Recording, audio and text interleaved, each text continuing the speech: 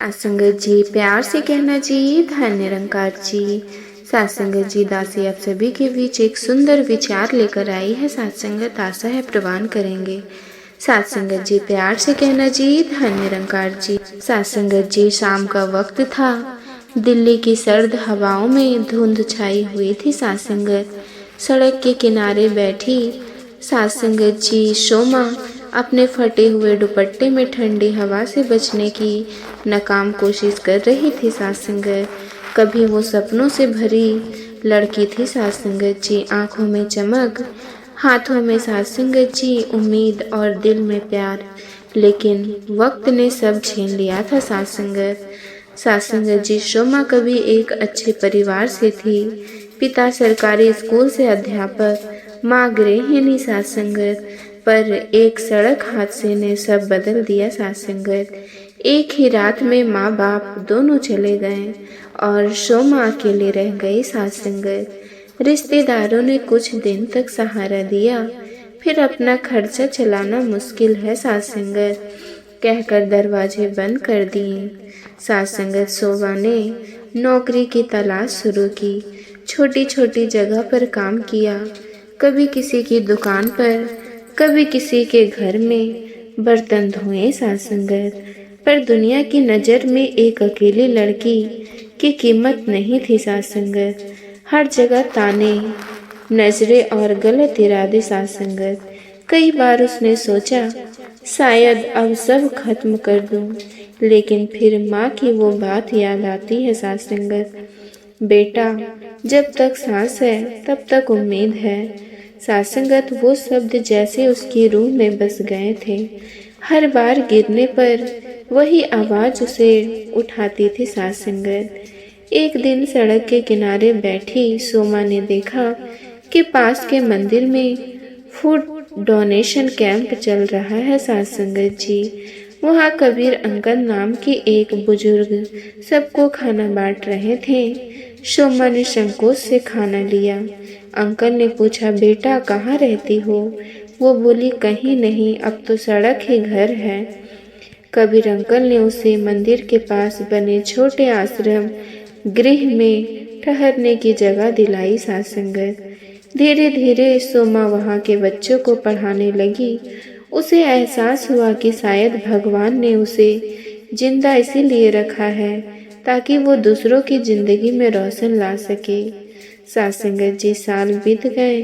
सोमा अब उम्मीद फाउंडेशन नाम की संस्था चला रही थी, जहाँ बेसहारा बच्चों को पढ़ाया जाता था। सासंगत हर बच्चा जो वहाँ आता, सोमा उसे कहती, मुश्किल वक्त हमें तोड़ने नहीं, हमें मजबूत बनाने हैं। सासंगत जब तक सांस है तब तक उम्मीद है। उसके चेहरे पर अब वही पुरानी चमक लौट आई थी। लोगों के लिए वो सिर्फ एक शिक्षिका नहीं, बल्कि उम्मीद की मिसाल बन चुकी थी। सासंगत एक शाम जब सूरज डूब रहा था, सासंगत जी सोमा मंदिर की सीढ़ियों पर बैठी आसमान को देख रही थी। हल्की मुस्कान उसके चेहरे पर थी। सासंगत एक बच्चे ने आकर पूछा, दीदी क्या सब ठीक हो जाएगा? सोमा ने उसका सिर सहलाया और कहा, हाँ, अगर दिल में भरोसा है तो सब ठीक हो जाता है, क्योंकि जब तक सांस है तब तक उम्मीद है। सासंगत और उस दिन सोमा ने समझ लिया था, जिंदगी का असली मतलब दर्द से बचना नहीं, बल्कि हर दर्द में भी उम्मीद ढूंढना है। सासंगत जी रात का समय था। बारिश जोरों से हो रही थी। एक पुरानी झंझर झोपड़ी में राघव अपनी बूढ़ी माँ के साथ बैठा था। टपकती छत से पानी गिर रहा था और चूल्हे की आग बुझने को थी। सासंगत राघव के चेहरे पर थकान और निराशा साफ दिख रही थी। कभी उसके पास सब था, पिता की छोड़ी हुई छोटी दुकान, गांव में इज्जत और सपने कि वो अपनी माँ को एक दिन पक्के घर में रखेगा। लेकिन एक हादसे से दुकान जल गई। सासंगत कर्ज का बोझ बढ़ गया और लोग भी मुंह मोड़ने लगे। सासंगत माँ खांसते हुए बोली, बेटा कुछ खा ले, दिन भर से तूने कुछ नहीं खाया। राघव ने चुपचाप बाहर देखा, अंधेरा था और हर तरफ सन्नाटा सा संगत। फिर धीमी आवाज में बोला, अम्मा, लगता है किस्मत भी हमसे रूठ गई है। माँ ने उसकी ओर देखा, आंखों में आंसू थे लेकिन होठों पे वही पुराना वाक्य सा संगत, बेटा, जब तक सांस है तब तक उम्मीद है। अगले दिन सासंगत गांव में एक एनजीओ की टीम आई थी जो बेरोजगार युवाओं को काम सिखा रही थी। राघव पहले तो गांव नहीं गया। सासंगत सोचता रहा, मेरे जैसे गरीब के लिए कौन काम देगा। लेकिन माँ ने उसका हाथ पकड़कर कहा, बेटा, कोशिश किए बिना हार मानना पाप है। वो गया सासंगत। वहाँ उसे बुढ़ईगिरी में सासंगत सिखाई जाने लगी। सासंगत जी शुरू में मुश्किल लगा, पर राघव ने ठान लिया कि अब पीछे नहीं हटेगा। रात को वो सासंगत माँ की दवा लाने के लिए गांव में छोटे मोटे काम करता और दिन में मेहनत से सीखता। सासंगत धीरे धीरे उसकी कला निखरने लगी। सासंगत कुछ ही महीनों में उसने लड़की से खूबसूरत कुर्सियाँ और मेजें बनाना सीख लिया। सासंगत एक दिन शहर से एक व्यापारी आया जो हस्त निर्मित फर्नीचर ढूंढ रहा था। उसने राघव का काम देखा और कहा, भाई, तुम्हारे हाथ में हुनर है, मेरे साथ काम करना चाहोगे? राघव के लिए यह किसी चमत्कार से कम नहीं था। सासंगत उसने हाँ भी भर दी।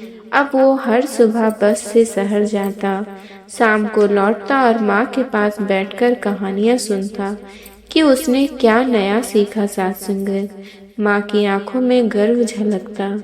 वो बोली, देखा बेटा, कहा था ना, जब तक सांस है तब तक उम्मीद है। 2 साल बाद राघव ने गांव में एक छोटा सा पक्का घर बनवाया। वही जगह जहाँ कभी छत टपकती थी अब टाइल्सों से सजी थी। सासंगत जी दीवारें पर माँ के पसंदीदा फूलों की बेलें थी। सासंगत गांव के लोग अब उसे राघव भाई कहकर बुलाते। वो गरीब बच्चों की सासंगत जी बढ़ईगिरी सीखने लगा ताकि किसी और को वो दिन न देखना पड़े जो उसने देखे थे। सासंगत जी एक दिन माँ की तबीयत ज़्यादा खराब हो गई। राघव उसके पास बैठा था। माँ ने उसका चेहरा सहलाया और मुस्कुराई। सासंगत जी, अब मुझे चैन है बेटा, तूने मेरी हर दुआ पूरी कर दी। राघव की आंखें भर आई। अम्मा, तू ठीक तो हो जाएगी। माँ बोली, बेटा, अगर मैं चले भी जाऊँ तो याद रखना, जब तक सांस है तब तक उम्मीद है।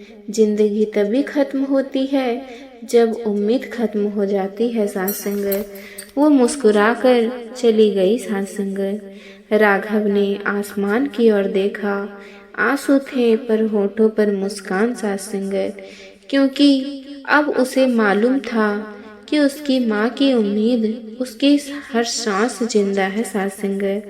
सासंगत जिंदगी में अंधेरा चाहे कितना भी गहरा क्यों ना हो, एक दिया उम्मीद का जरूर जलता है। सासंगत और जब तक वो दिया बुझा नहीं तब तक कहानी खत्म नहीं होती। सासंगत जी मुंबई की भीड़ भरी सड़कों पर ट्रैफिक के शोर में खोई हुई सिया के कदम आज कुछ भारी थे। सासंगत हाथ में एक पात्र था, उसकी नौकरी से निकलने का नोटिस। सासंगत वो वही लड़की थी जिसने हमेशा जिंदगी से बड़ी उम्मीद रखी थी। सासंगत गांव से आई थी, सोचती थी शहर में कुछ बड़ा करेगी, लेकिन जिंदगी ने एक के बाद एक झटके दिए। सासंगत पहले पिता की मौत, फिर पढ़ाई का दूसरा रह जाना। सासंगत और अब नौकरी का चला जाना। सासंगत वो स्टेशन के प्लेटफॉर्म पर बैठ गई, जहां ठंडी हवा और भीड़ के बीच उसकी आंखों से आंसू चुपचाप बह रहे थे। उसने मन ही मन कहा, अब शायद मुझ में ताकत नहीं बची है। सासंगत लेकिन तभी पीछे से किसी ने धीरे से कहा, हार मानना कभी किसी कहानी का अंत नहीं होता।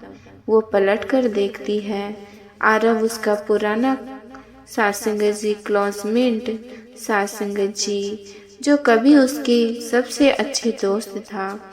सात संगत जी आरव अब एक एनजीओ में काम करता था जो गरीब बच्चों को पढ़ाता था। उसने सिया से कहा, चलो कुछ दिन मेरे साथ रहो, यहाँ काम तो कम है लेकिन सुकून बहुत है। सिया ने हिचकिचाते हुए हाँ भी भर दी सात संगत। अगले दिन वो आरव के साथ छोटे स्कूल से सात संगत जी छोटे से स्कूल गई। टीन की छत, टूटी दीवारें, लेकिन बच्चे की हंसी से भरा माहौल। सात संगत सिया ने पहली बार उन बच्चों को पढ़ाते हुए महसूस किया कि शायद जिंदगी का असली अर्थ कुछ पाने में नहीं बल्कि किसी को देने में है। सात संगत धीरे धीरे वो मुस्कुराने लगी, बच्चों के साथ खेलते पढ़ाते हुए। सात संगत फिर उसे जीने की वजह मिलने लगी। आरव हमेशा सिया को देखता और सोचता, ये लड़की टूटी जरूर है पर हारी नहीं। सात संगत वो उसकी मदद नहीं, उसका हौसला बनना चाहता था। एक शाम समुद्र किनारे दोनों बैठे थे, लहरें पैरों को छू रही थी। सिया ने कहा, आरव क्या तुझे कभी डर नहीं लगता कि हम जो कर रहे हैं उससे कुछ बदलेगा भी या नहीं? सात संगत जी डर तो सबको लगता है सिया, लेकिन उम्मीद वही है जो डर के बावजूद हमें आगे बढ़ाती है। सिया ने उसकी ओर देखा, वो शब्द जैसे उसके दिल में उतर गए। सात संगत कुछ महीने बाद सिया को पता चला कि आरव को ब्लड कैंसर है। उसने कभी बताया नहीं था सात संगत, क्योंकि वो नहीं जानता था कि कोई उसे दया से देखे। सिया टूट गई पर आरव हमेशा मुस्कुराता रहा। वो कहता, सात संगत जब तक सांस है तब तक उम्मीद है। शायद मेरे पास वक्त कम है पर मैं चाहता हूँ कि इस वक्त को किसी जिंदगी बदलने में लाऊं। सात संगत वो दोनों दिन रात बच्चों के साथ काम करते रहे। सिया उसके हर पल को संजोती रही, हर हंसी, हर बात, हर सांस। सात संगत एक सुबह आरव का शरीर साथ छोड़ने लगा। अस्पताल के कमरे में खामोशी थी। सिया ने उसका हाथ पकड़ रखा था। सात संगत उसने धीरे से कहा, आरव डरो मत, सब ठीक हो जाएगा। आरव ने मुस्कुराते हुए जवाब दिया, डर नहीं लगता सिया, बस याद रखना जिंदगी वही खत्म होती है जहाँ उम्मीद खत्म हो जाती है। सात संगत सिया फूट फूट कर रोई, पर उसी दिन उसने फैसला लिया, अब वो आरव की उम्मीद को जिंदा रखेगी। सात संगत जी सालों बाद वही सिया आरव फाउंडेशन चला रही थी। वह हर बच्चों से कहती, अगर जिंदगी तुम्हें गिराए तो याद रखना जब तक सांस है तब तक उम्मीद है। उसकी आंखों में आज भी आंसू आते थे, लेकिन उन आंसुओं में अब दर्द नहीं विश्वास है। सात संगत क्योंकि उसने समझ लिया था प्यार खत्म नहीं होता, लोग नहीं मरते। सात संगत उम्मीद ही वो धड़कन है जो सांसों के साथ जीती रहती है। सात संगत जी आप जी को ये विचार पसंद आया हो सात संगत तो चैनल को सब्सक्राइब जरूर कीजिएगा।